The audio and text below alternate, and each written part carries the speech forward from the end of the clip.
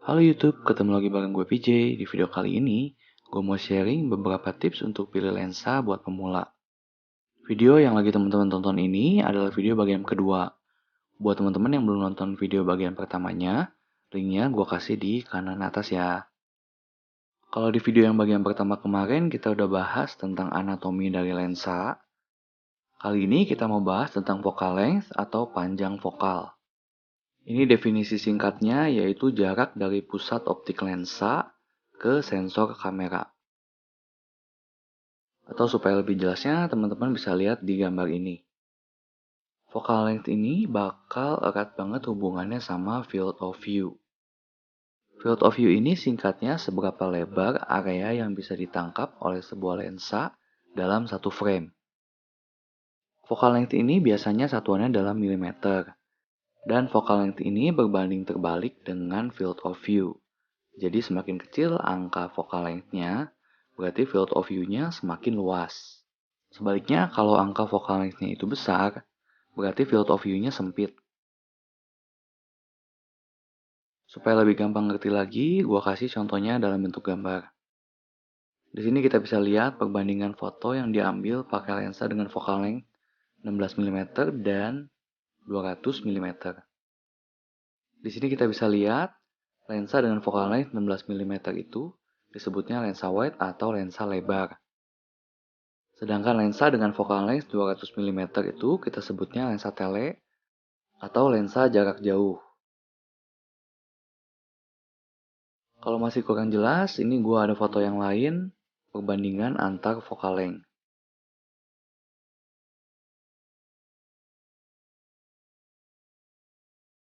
Ini sama perbandingan antar focal length juga, cuman ditumpuk di satu frame.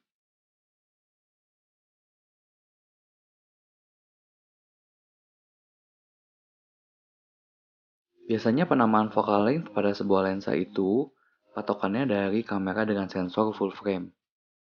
Kita ambil contoh lensa 35 mm. Kalau misalnya lensa ini dipasang di kamera dengan sensor full frame, berarti field of view yang didapat bakal sesuai dengan lensa 35 mm.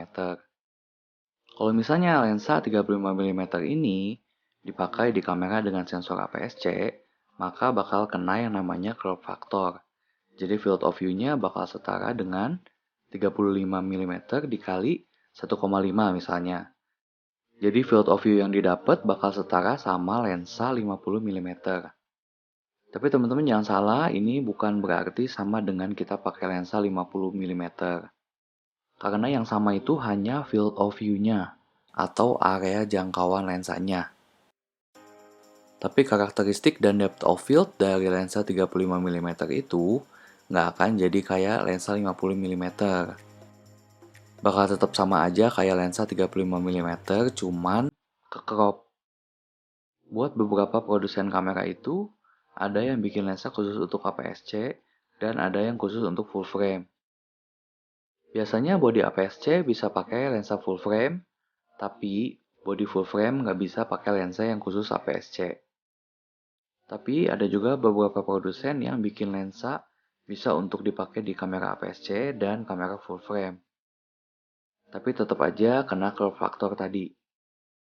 Jadi kalau teman-teman nanya, sebaiknya kalau misalnya punya body APS-C, lebih baik beli lensanya APS-C atau yang full frame. Kalau gue boleh rekomen, mendingan beli lensa yang khusus APS-C aja. Karena udah didesain untuk body dengan sensor APS-C. Kecuali kalau teman-teman memang punya rencana untuk upgrade ke full frame dalam waktu deket, ya nggak ada salahnya juga untuk ambil lensa yang full frame. Semoga sampai sini teman-teman bisa paham ya lensa wide sama lensa tele itu bedanya apa. Cukup banyak yang tanya, pilih lensa wide atau lensa tele. Semuanya balik lagi ke kebutuhan. Ini adalah salah satu faktor yang paling menentukan buat memilih lensa. Pertama kita harus tentuin kita itu mau foto apa.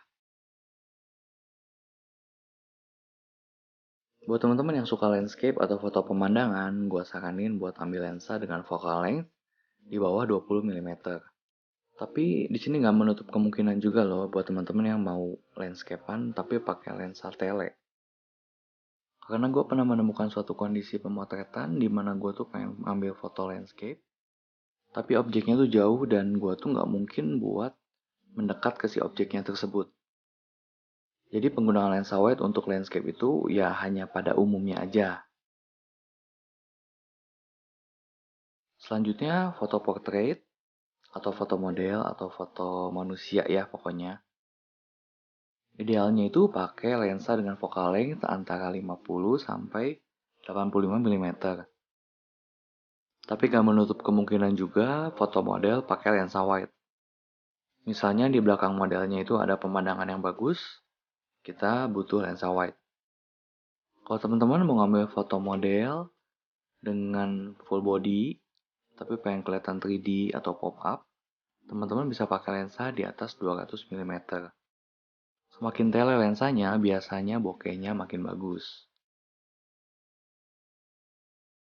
Selanjutnya buat foto street, kebanyakan orang biasanya pakai itu lensa dengan focal length antara 23 mm sampai dengan 25 mm. Selanjutnya buat foto human interest atau aktivitas manusia, ini tuh lebih rekomen pakai lensa tele. Karena kan kita ngambilnya candid supaya semuanya itu tampak natural.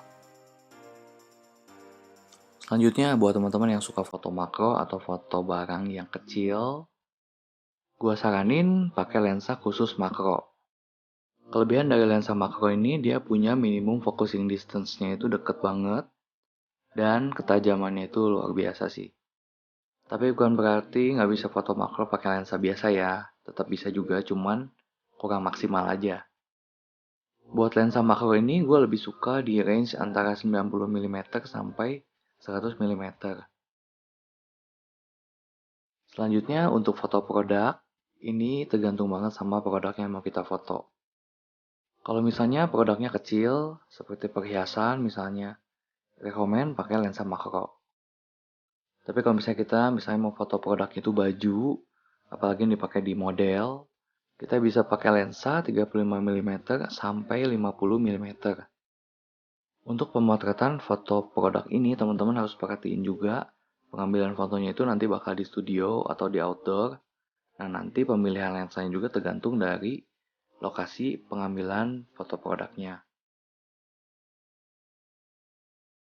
Selanjutnya buat foto food atau makanan, gua rekomen pakai lensa antara 24 mm sampai 35 mm. Tapi kalau teman-teman mau ngambil foto flat lay atau yang dari atas itu, berarti teman-teman butuh lensa yang lebih wide lagi. Tapi nggak menutup kemungkinan juga pakai lensa yang lebih wide atau pakai lensa yang lebih tele, tergantung dari besar atau kecilnya makanan yang mau kita foto. Selanjutnya kalau teman-teman lagi cari lensa untuk traveling, gue lebih saranin pakai lensa zoom. Kenapa lensa zoom? Supaya teman-teman nggak usah repot gonta-ganti lensa di perjalanan. Selain efektif dalam waktu, kita juga bisa lebih simple cuman bawa satu lensa aja. Jadi lebih irit bagasi dan tas supaya kita bisa bawa barang lainnya yang lebih penting. Karena kan kalau traveling itu lebih nyaman kalau bawaan kita itu nggak terlalu banyak. Buat range lensa zoomnya sendiri, sebetulnya nggak usah yang terlalu jauh. Mungkin pakai 1855 aja tuh udah cukup banget. Atau bisa juga pakai lensa zoom yang range-nya antara 24 mm sampai 105 mm. Oke, kalau misalnya teman-teman masih bingung juga, teman-teman bisa mulai dengan lensa kit. Lensa kit ini lensa yang dibundling dengan kamera. Kalau bodinya Fuji atau Canon bisa ambil lensa 1855. Kalau bodinya Sony APS-C bisa pakai 1650. Kalau bodinya Sony full frame bisa pakai 2870. Nah, dengan punya lensa kit ini berarti teman-teman punya beberapa lensa fix dalam satu body. Jadi lebih mudah nentuin buat nanti upgrade-nya itu atau nambah mau beli lensa fix yang focal length-nya berapa. Misalnya teman-teman punya rencana nambah lensa fix 35 mm. Kalau bingung enak nggak ya pakainya? Coba aja pakai lensa kitnya itu diposisiin di 35 mm. Dan jangan dirubah-rubah. Terus teman-teman pakai kira-kira nyaman nggak. Kalau misalnya ternyata, oh kurang wide, berarti teman-teman bisa coba di 24 mm. Atau kalau misalnya kurang tele, teman-teman bisa pakai di 50 mm. Nanti kalau misalnya udah kebayang dan udah nyaman di focal length-nya itu, berarti teman-teman tinggal nambah lensa fix di focal length tersebut. Jangan lupa tentuin minatnya foto apa, dan selanjutnya nabung buat upgrade lensa.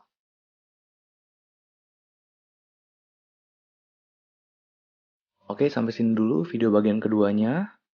Semoga informasinya bisa ngebantu teman-teman dalam menentukan mau beli lensa apa. Kalau misalnya teman-teman masih ada pertanyaan, saran dan kritik, bisa teman-teman langsung tulis di kolom komentar di bawah. Terima kasih buat teman-teman yang udah nonton. Sampai jumpa di video selanjutnya. Thank you, bye-bye.